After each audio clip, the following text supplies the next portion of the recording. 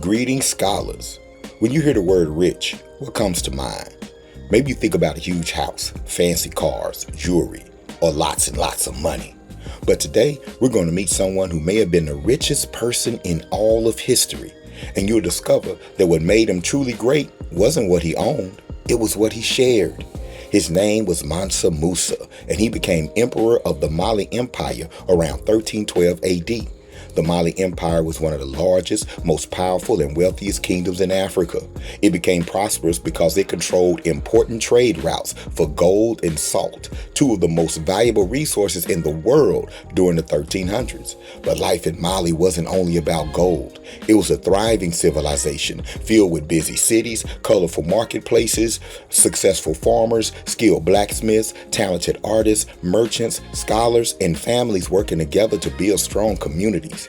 People farmed along the fertile banks of the Niger River, raising livestock, creating beautiful cloth and jewelry, and trading goods with people from North Africa, Europe, and the Middle East. Markets were filled with products from many different lands, making Mali one of the most important centers of trade in the world.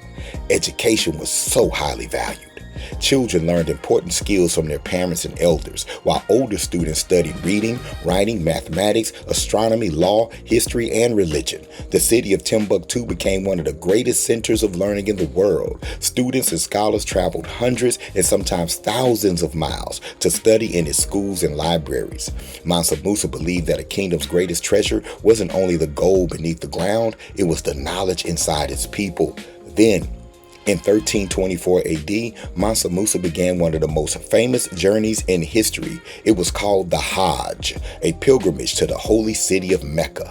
His caravan stretched for miles and included tens of thousands of people, hundreds of camels carrying gold, soldiers, workers, scholars, and servants. Everywhere he traveled, people were amazed by the wealth and generosity of the Mali Empire. Along the journey, Mansa Musa gave away gold to people in need, donated to communities, and helped build places of worship. In Cairo, Egypt, he shared so much gold that historians say it temporarily changed the value of gold throughout the region for years. When he returned home, Mansa Musa didn't spend his wealth building the biggest palace for himself. Instead, he invested in schools, libraries, mosques, scholars, teachers, and architects. He invited some of the greatest minds of his time to Mali, helping Timbuktu become one of the world's most respected centers of education. Mansa Musa understood something that is still true today. Money can be spent, gold can be lost, but knowledge can change generations. His life teaches us that true wealth isn't measured by how much we keep. It's measured by how many lives we improve. Every one of us has been given something valuable. Maybe it's kindness, maybe it's creativity, maybe it's leadership, maybe it's wisdom, maybe it's the ability to solve problems, maybe it's your willingness to help someone else succeed. Whatever gift you've been given, don't keep it to yourself. Develop it. Use it wisely. Share it. Because when we use our gifts to serve others, we make our families stronger, our communities better, and the world brighter. That's why people still remember Mansa Musa more than 700 years later. Not because he was the richest man in history, but because he used what he had to build people, expand knowledge, and leave the world better than he found it. That's Mansa Musa. Puppet Baba out.